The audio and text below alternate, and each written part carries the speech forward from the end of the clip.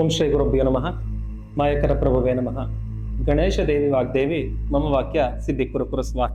ಮೊದಲನೇದಾಗಿ vivid vision YouTube ಚಾನಲ್ಗೆ ತಮಗೆಲ್ಲರಿಗೂ ಸ್ವಾಗತ ಸುಸ್ವಾಗತ. ಇವತ್ತಿನ ದಿನ ಜುಲೈ ತಿಂಗಳ ರಾಶಿ ಭವಿಷ್ಯ, ಯಾವ್ಯಾವ ರಾಶಿಯವರಿಗೆ ಶುಭ, ಯಾವ್ಯಾವ ರಾಶಿಯವರಿಗೆ ಅಶುಭ, ನಾವೇನು ಎಚ್ಚರಿಕೆಯನ್ನು ಪಾಲನೆ ಮಾಡಬೇಕು ಅನ್ನೋದನ್ನ ತಿಳ್ಕೊಳ್ಳೋಣ. ನಾನು ನಿಮ್ಮ ಜ್ಯೋತಿಷ್ಯ ಪಂಡಿತ್ ಪುನೀತ್ ಕುಮಾರ್. ಯಾವ್ಯಾವ ಗ್ರಹಗಳು ಯಾವ್ಯಾವ ರಾಶಿಯಲ್ಲಿ ಸಂಚಾರ ಇರುತ್ತೆ ಅಂತ ತಿಳ್ಕೊಳ್ಳೋಣ. ಗುರು ಜೂನ್ 2ನೇ ತಾರೀಕಿನಂದು ಕಟಕ ರಾಶಿಯಲ್ಲಿ ಸಂಚಾರ ಆಯಿತು. ಯಥಾಸ್ಥಿತಿ ಜುಲೈ ತಿಂಗಳಲ್ಲಿ ಗುರು ಕಟಕ ರಾಶಿಯಲ್ಲಿ ಸಂಚಾರ ಇರ್ತದೆ. ಶನೇಶ್ವರ ಮೀನ ರಾಶಿಯಲ್ಲಿ ಸಂಚಾರ ಇರ್ತದೆ. ಹಾಗೆ ಕುಜ ವೃಷಭ ರಾಶಿಯಲ್ಲಿ ಯಥಾಸ್ಥಿತಿ ತಿಂಗಳ ಪೂರ್ತಿನೂ ಸಂಚಾರ ಇರ್ತದೆ. ಹಾಗೆ ರವಿ ಆದಿಯಲ್ಲಿ ಅಂದರೆ ಮೊದಲ 15 ದಿನ ಮಿಥುನ ರಾಶಿಯಲ್ಲಿ ಸಂಚಾರ. ಹಾಗೆ ಮಧ್ಯಭಾಗದ ನಂತರ ಕಟಕ ರಾಶಿಯಲ್ಲಿ ಸಂಚಾರ ಇರ್ತದೆ. ಹಾಗೆ ಬುಧ ಗ್ರಹ ಮೊದಲ ಒಂದು ಭಾಗದಲ್ಲಿ ಮಿಥುನ ರಾಶಿ ಸಂಚಾರ ಇದ್ದು ಹಾಗೆ ಅದು ಯಥಾಸ್ಥಿತಿ ಕಾಪಾಡಿಕೊಳ್ತದೆ.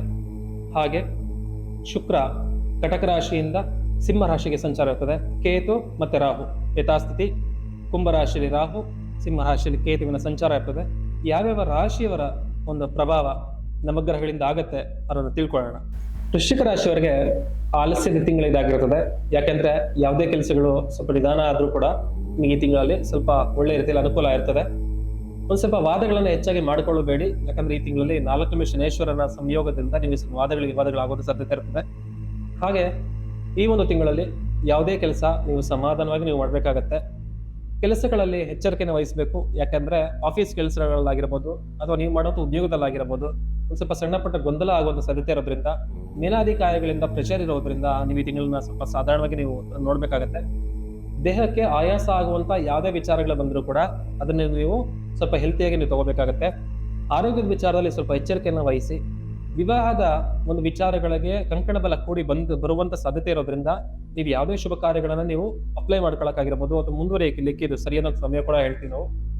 ಹಾಗೆ ವಿಶೇಷವಾಗಿ ಏನೇ ಸಮಸ್ಯೆಗಳಿದ್ರು ಕೂಡ ದೇವರ ಮೊರೆ ಹೋಗುವಂಥದ್ದು ಅದಾಗಿರ್ಬೋದು ಅಥವಾ ಫಲವನ್ನು ತಗೊಳಕ್ಕಾಗಿರ್ಬೋದು ನಿಮಗೆ ಈ ಒಂದು ವಿಚಾರ ಅನುಕೂಲ ಆಗಿರ್ತದೆ.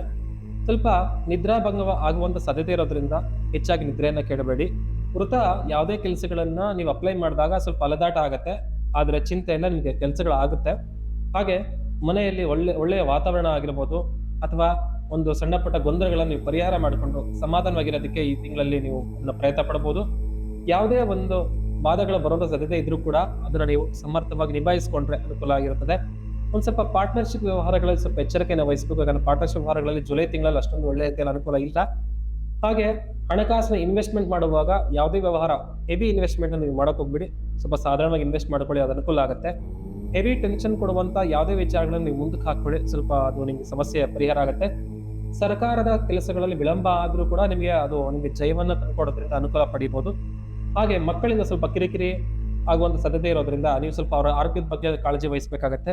ಹಾಗೆ ಆರೋಗ್ಯದಲ್ಲಿ ಸ್ವಲ್ಪ ಇನ್ಫೆಕ್ಷನ್ಸ್ ಆಗಿರ್ಬೋದು, ಕೋಲ್ಡ್ ಕಾಫ್ ಸಂಬಂಧಪಟ್ಟಂಗೆ ಅಡೆತಡೆ ಇರೋದ್ರಿಂದ ಹೆಚ್ಚಾಗಿ ಸ್ವಲ್ಪ ಶಾಂತತೆಯಿಂದ ವರ್ತಿಸಬೇಕಾಗತ್ತೆ. ಯಾಕಂದ್ರೆ ಆರೋಗ್ಯದ ವಿಚಾರದಲ್ಲಿ ಕೋಲ್ಡ್ ಕಾಫ್ ಬರೋ ಸಾಧ್ಯತೆ ಇರೋದ್ರಿಂದ ನೀವು ಅದನ್ನ ಸ್ವಲ್ಪ ನೀವು ನೋಡ್ಕೋಬೇಕಾಗತ್ತೆ.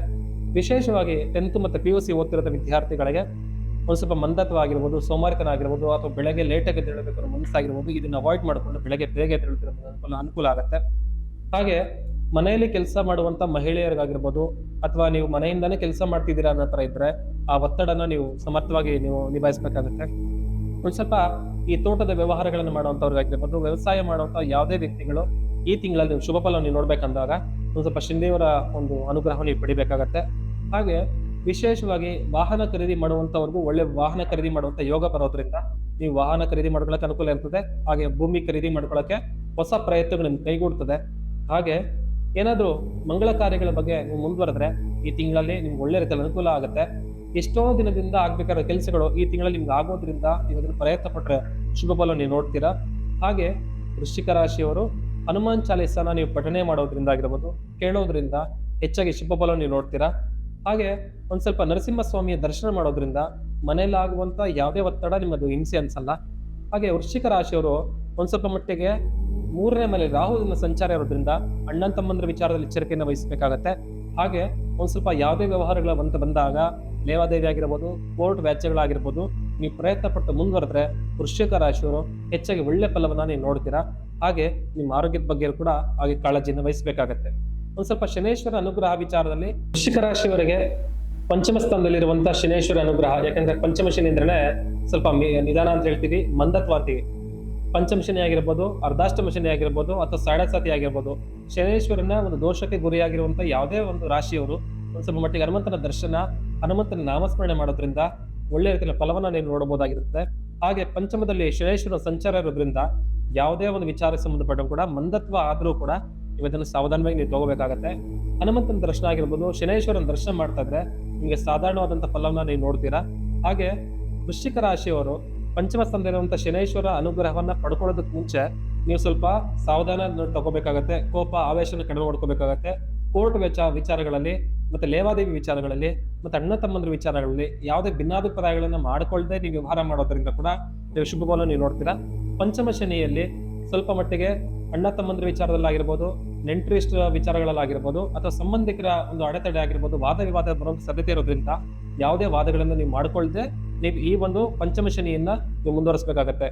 ಪ್ರತಿ ಶನಿವಾರ ದಿನ ಹನುಮಾನ್ ಚಾಲೀಸನ್ ಪಠನೆ ಮಾಡೋದ್ರಿಂದ, ಶನೇಶ್ವರನ ದರ್ಶನ ಮಾಡೋದ್ರಿಂದ ನೀವು ಪಂಚಮ ಶನಿಯ ದೋಷ ಪರಿಹಾರಗಳನ್ನ ನೀವು ಮಾಡ್ಕೋಬಹುದಾಗಿರ್ತದೆ. ಯಾರ್ಯಾರು ವೃಶ್ಚಿಕ ರಾಶಿಯವರಿದ್ರೋ ಅವ್ರಿಗೆಲ್ಲರಿಗೂ ಅಷ್ಟೇ ಪಂಚಮ ಸ್ಥಾನದಲ್ಲಿರುವಂತಹ ಶನೇಶ್ವರ ಅಷ್ಟೊಂದು ಒಳ್ಳೆ ರೀತಿಯಲ್ಲಿ ಫಲವನ್ನ ನೀವು ಕೊಡಕ್ಕಾಗಲ್ಲ. ಹಾಗಾಗಿ ನೀವು ನಿರಂತರವಾಗಿ ಯಾವುದೇ ವಾರ ಮಿಸ್ ಮಾಡದೆ ಹನುಮಂತನ ದರ್ಶನ ಮಾಡೋದ್ರಿಂದ ಶುಭ ಫಲ ನೀವು ನೋಡ್ತೀರಾ.